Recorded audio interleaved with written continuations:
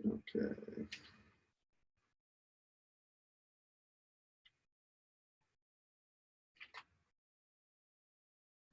We're getting the, all right. Hey, looks like we're live. So should be working.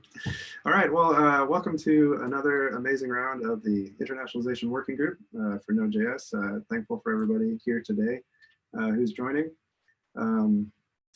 Alexander has been doing a lot of amazing work and just pushing some things forward, and he's going to update us on that. There is an issue open that I'm sure everybody's referencing right now about the agenda today, and if nothing is, you don't see something on there you'd like to add, please do. And we haven't really been great about, or I haven't been great about keeping minutes in the last couple meetings I've been in. If anybody would like to volunteer to keep minutes, that'd be great. If not, I can do it. And I think I'm going to kick it over to Alexander to kick us off on the agenda. So progress review and hit it. Yeah, thank you. Hello, Zeke. Nice to see you. Nice to see everyone.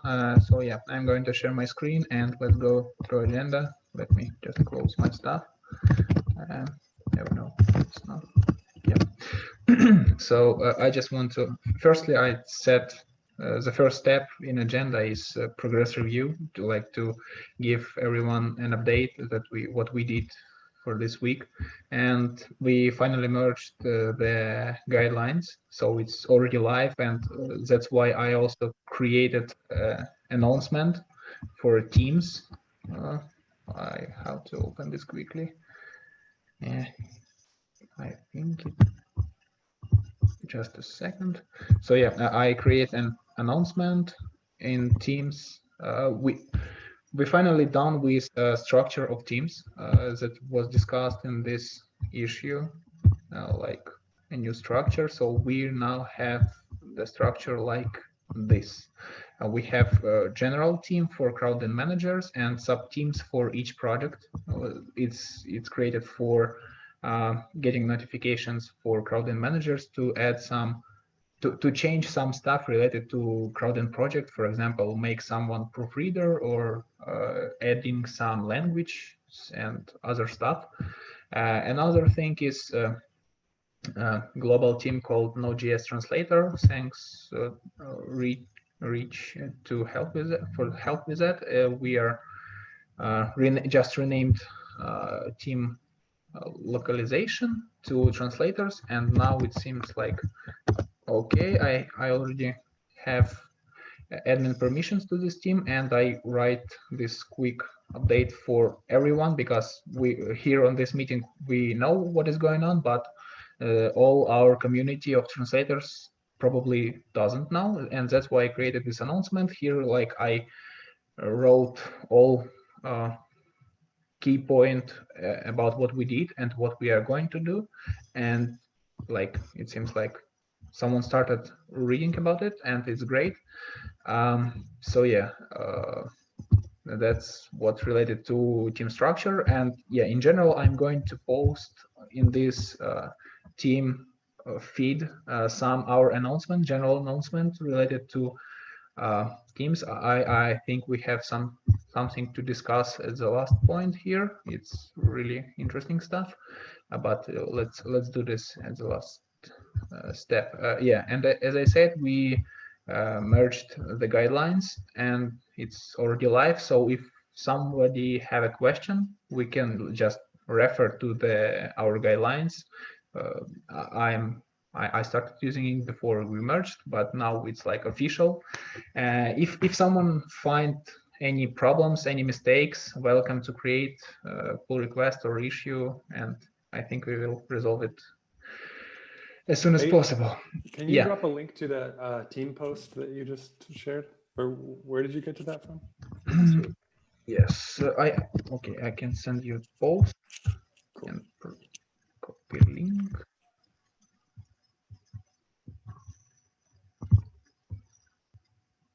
Okay.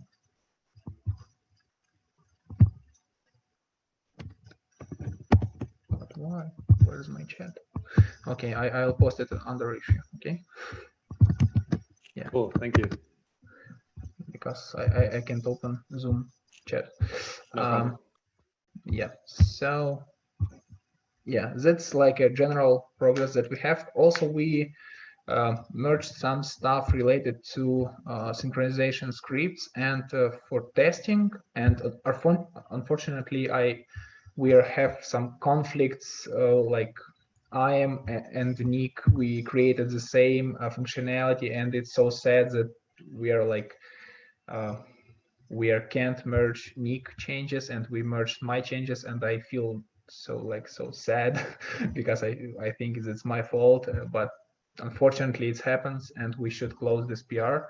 But yeah, what this change is doing, it's write a test that checking for any deleted files in translated content, because Crowdin cannot handle this stuff from their side. So for example, if something deleted from original source on some previous versions, it's going to be deleted from translated files. It's never going to be deleted from translated files, and it's going to be deleted from original source in one day, in our synchronization period, in 24 hours.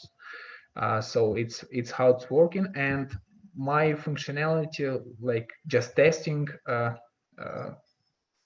pushed updates from Crowdin for this like deleted files, and it testing it. And if something if some file is not deleted, we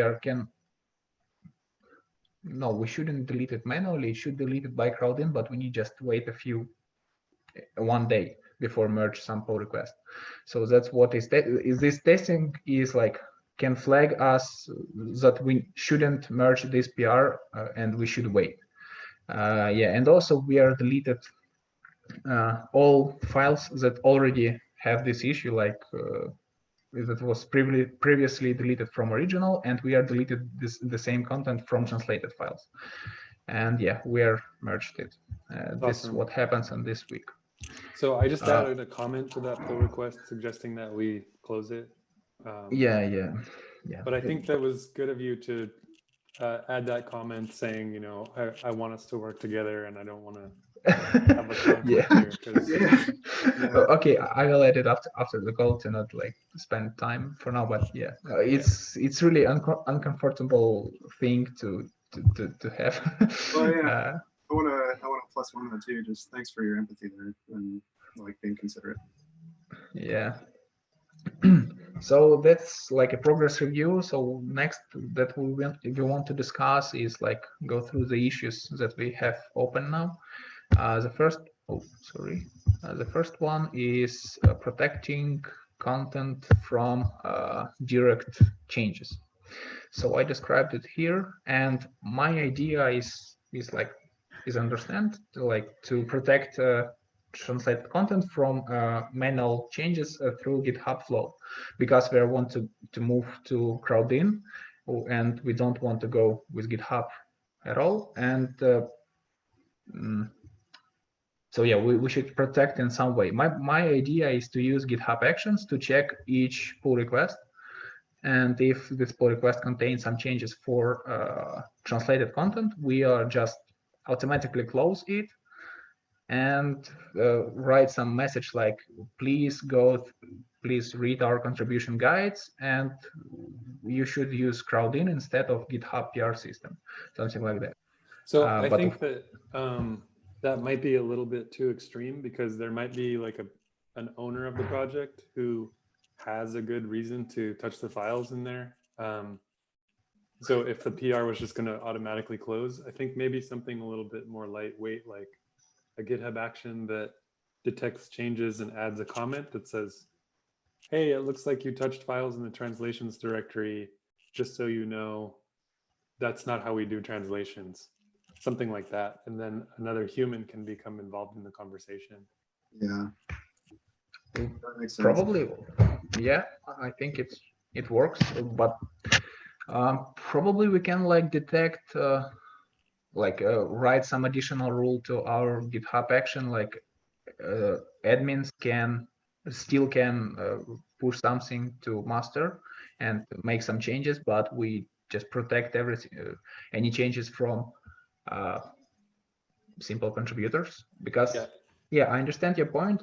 It's reasonable, but in the same time, here's possible case that someone create a PR and someone make a proof without investigation, and that's why like it can be merged. It's not very critical in general. We can merge and crowd-in synchronize everything, but it's like anti-pattern or what?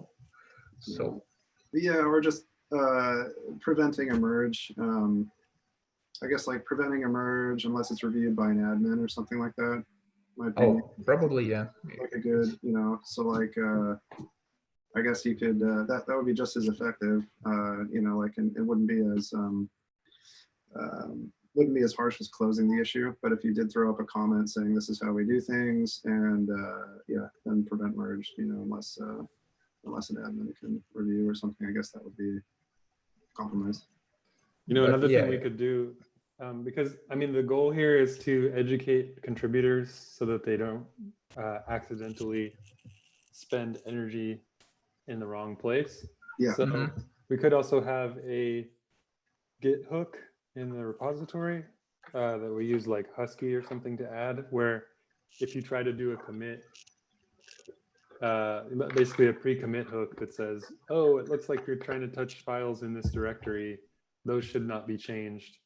That way we stop contributors from doing the wrong thing earlier in the process, so they don't go all the way to opening a pull request before they realize that they wasted their time.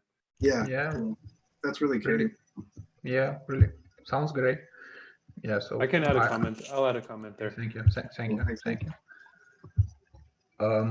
Yeah, good idea. So let's think about it more. Yeah. And the second thing is infinite pending checks on how to create a PRs. Yeah, this stuff is like I found when I take a look on the auto-generated PRs. So here I just opened two examples that we have. And so this original content updates is like the stuff that we also finally merged on this week. Oh yeah, there's also one great feature that we done on this week. Is like we make night sync with original repo and fetching all content updates to our repo, and it's fully automated and it works now. But I am also going to add some mentions for a team to review it, because I configured it actually like it should add some reviewers here, but it doesn't. I tried to the reviewers as a team members, but it seems like not work well. So I'm going to add it here in the description of PR, and it will works in the same way. So yeah, the problem that I faced is not going to check it's not going to pass workflow with GitHub Actions without additional commit, and it's like not very good. So I don't know where's the problem, because as I said before, I'm not very confident with GitHub Actions. I just started with it, and probably someone with bigger experience have some idea what is going on. So I tried to Google it, but no any specific issues, explanations. So probably you have an idea. So if it's if pull request created by GitHub Actions, another GitHub Actions not triggered, and something like that.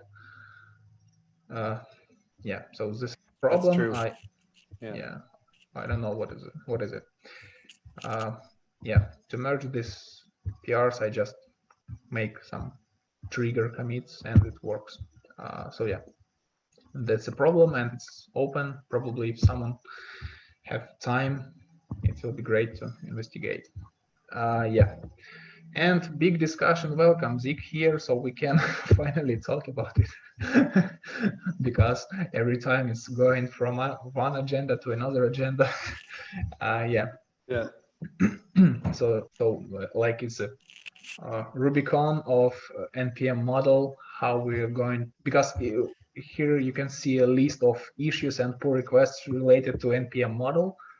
And when I tried to clean up all stuff in this repo, I discovered that we have a lot of that related to NPM, and probably something is deprecated, something is actual. So I need to understand in general, do we need NPM model? So I started this conversation, and here like just two opinions, my and Zik.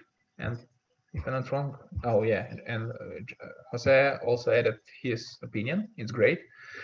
Here is something about progressive web application, and I'm not sure that I understand this point, but yeah. So I understand your point, Zik, is about, okay, don't push it to NPM and just make this repo like NPM model. And okay, is okay, let's give an ability to install our translations as NPM model from GitHub. And also GitHub is a part of NPM or vice versa, I don't remember. So it should be like easier in the future. So I'm okay with that. But my question is how, so yeah, we have one pull request from music, and you need like to complete with that because it's still draft, and like we are waiting. I reviewed it and it seems like okay to me, so I'm okay with the structure. But after we are merged this PR, we need to understand what issues and pull requests we still need to keep open, and what of that we can close, because here's a lot of stuff. Yeah. So yeah. Okay. Yeah. So yeah, I think the GitHub based NPM install approach is pretty lightweight because we don't have to add any more process for publishing to NPM. We don't have to think about versioning necessarily.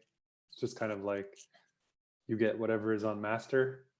Of course, you can also install from branches and tags with installing from GitHub as well. So I think it makes it convenient for people to be able to just bring the contents of the project into their project without having to know too much about it. So I just took this PR 250 out of draft mode, and I will make sure that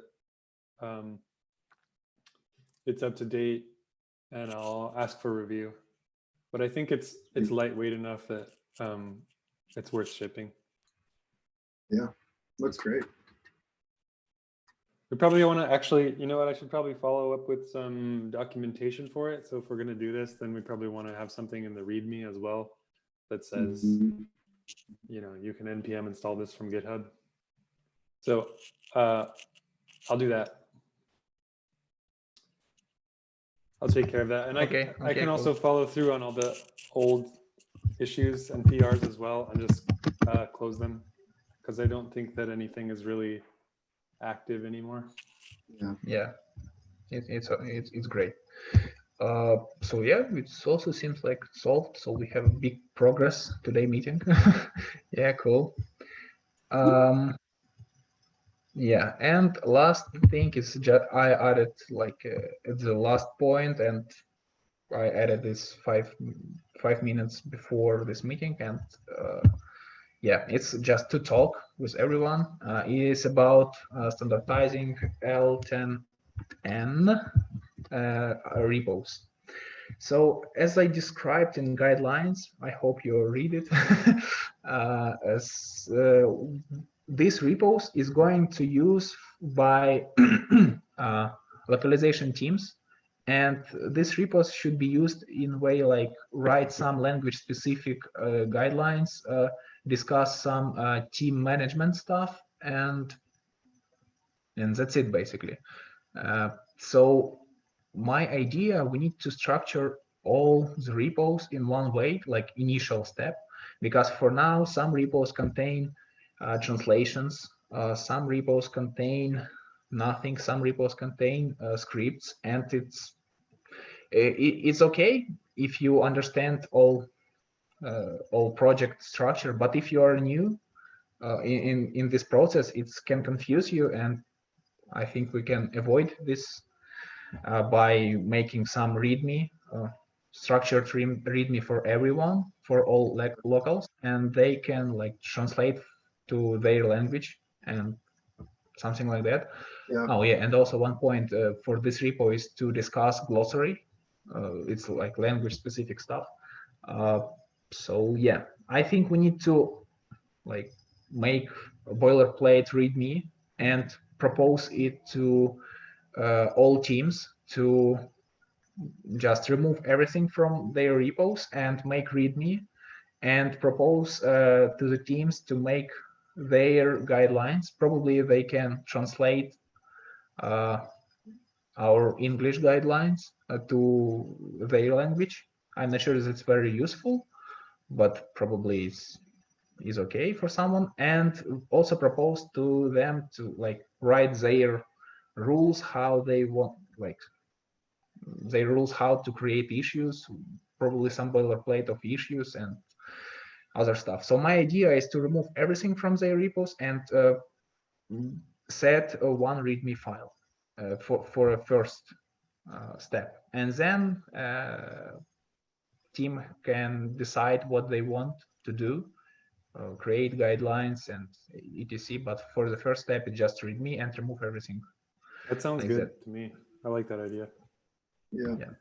I think there's some stages probably to, like, there's a lot of like you said, with the scripts and stuff, there's a lot of artifacts and things from, you know, past iterations of internationalization. So I think what we're going to have to do, as you said, is like templatize, you know, contribution guidelines and that sort of thing, and say like, hey, this, you know, this works with the new structure of the internationalization team, and then, you know, like, I think the one thing it's predicated on is just knowing knowing who is, you know, the manager of each localization team, and so being able to have that conversation with each you know, each maintainer of each localization team is probably you know, what needs to happen. So if we can yeah, get that contribution guideline and then kind of give a template over to each active group, that should really work, and help them be in sync with us for sure. That's great. Yeah. Okay. About this maintainer stuff, I think we need to write some instruction for. Okay, so firstly, I explain the case. So, for example, we have some i18n group repo with maintainers that don't want to work with translations more, and he is not active. So, as a result, we haven't maintainer, and we need to write some instruction how we can give a permission to some contributor to be a maintainer, because we still need to have a maintainer, and an active maintainer is not our way, so we need to refresh everything. So I think firstly we need to write instructions, then we can just post it here like in general feed, and then team members of each team can like post their status or something like that. So do we have active maintainer? We haven't, we need help. And if based on instruction, I think it should be like create an issue if you haven't active maintainer to i18n repo, and we will make you as maintainer if you propose yourself. Yeah, I think it should be, we have a channel to communicate with everyone, with all teams, with all translators. So I think it's the best way to do that, because researching and try to communicate with each member directly, it's probably it's working, but it's some headache. Yeah, for sure. Yeah. So yeah. Yeah. Mm. Being able to ping every group directly there is definitely preferable. That's great. Yes. Okay. So I think I'm going to create another issue to write guidelines for about updating their repos and about resolving maintainer problems for first step, and post it here. I think I'm going to write it in the next week. Yeah. So, and seems like we are done with our agenda. Do we have any questions?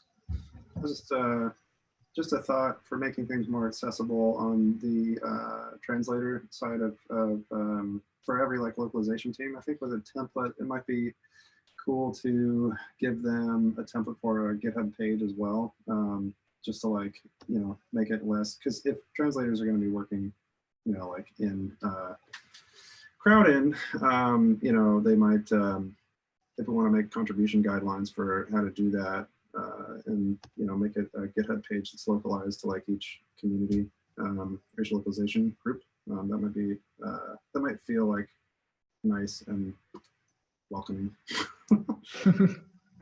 Okay. I agree. Yeah. Any other questions? This is not a question, but I didn't realize you were developing on Windows, so that's pretty cool to see that. Like, no, it's just temporary solution because this quarantine stuff is require me to move from my from my town where I work in, and to go back to my hometown, and I have just my laptop that I bought in a previous month. And I just started using, and I haven't. I think I don't want to install Ubuntu here, and I'm trying to work with Windows. It's a bit tricky. Yeah. So are you able to run like the test suite and everything on, like, are you able to use the i18n project? Yes, of course, it's running on my, I configured everything. Yeah. I didn't know that we were like already set up for that. Yeah, it's working fine. I didn't face with any issues That's awesome. for that. That's great. Yeah. Is localization like what were you using before you were on Windows? What were you using before you were on Windows? Ubuntu, Linux. Ubuntu. Has your experience with like localization been any different? Like, do you prefer one over the other? Of course, I prefer Ubuntu because I'm a developer. It's like any database is running like from, I don't know, from core. Any SQL database is included to Ubuntu builds. Any other stuff is installing really quick without problems. Environment variables, pass, oh shit. Windows is not a great place for that. Right. So, yeah, well, there's a NPM package called crossenv. That you typically, if you're using environment variables in your NPM scripts, you need to prefix them with this thing. So that's why I was saying I'm kind of surprised that everything just works like out of the box. Yeah, it works. That's great. I think I will probably also add a Windows test to this module PR, because we can test on, with GitHub Actions, we can test on different operating systems. So I'll put in Windows and Ubuntu just so we're covering our bases. Okay, cool.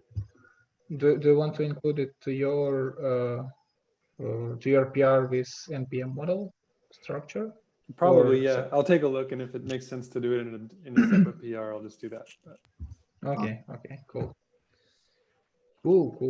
Great. I think there's a lot of awesome conversation today, and progress. This NPM module thing is awesome. Just thank you, Zeke, for all your work there and for helping us land that and come to a conclusion on that today. And yeah, Alexander, thank you for continuing to kill it and press things forward and make internationalization a reality. So thank you for that. Yeah, just excited. Thank you for joining us, Jose. If anything we said today was super quick and was hard to understand, feel free to ping me on Slack or anyone here, and we'll try to help explain anything or re-explain anything. And yeah, thank you anybody who is listening today, and we're just grateful for this team and this progress, and looking forward to next week. Yep. Thank you for joining. Awesome. Yeah. Awesome. Yeah. All right. See you. Thank you, guys. Everybody. Have a nice day. Bye.